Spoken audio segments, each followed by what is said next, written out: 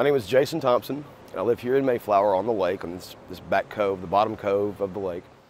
This is a major part of Arkansas. This is where all of our fishing goes on. This is where all the, everybody that says, let's go crappie fishing. Well, it's Lake Conway, It's not Lake Ouachita or DeGray, it's Conway. This is going to impact everybody that lives on this part of the lake, If they think these fish are contaminated with oil, they're not coming down here. We've seen quite a few, ducks and geese and crane, turtles, that are just caked in oil. I have fond memories of growing up here on this lake, and to know that it's not going to be right for a long time, it's heartbreaking. The entire Mayflower area has been impacted. What's it done to the marshlands? What's it done to the feed into the river? What's it done to the lake itself? When I go fishing this summer and, I catch fish, are they safe to eat?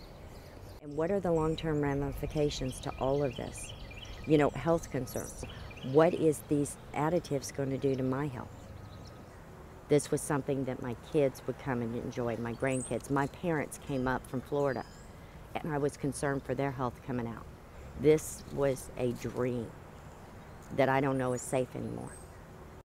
In my 22 years as a wildlife rehabilitator, I have seen oiled animals, and this was not like any of those animals. This was tarry. It really felt like roofing tar.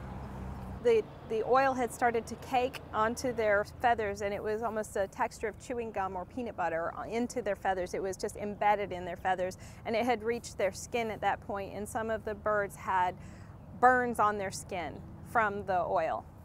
Being that this is migratory bird season, the birds are flying through from the Gulf up to their northern breeding grounds, and a lot of animals will nest here.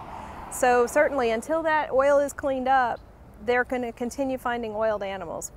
I have no doubt that this will get into the ecosystem fully. It takes a very, very long time for this kind of accident to heal itself. It certainly has raised the awareness of the general public who have seen coverage of this accident regarding the Keystone Pipeline, and I think they've realized the potential damage that the Keystone could cause to them.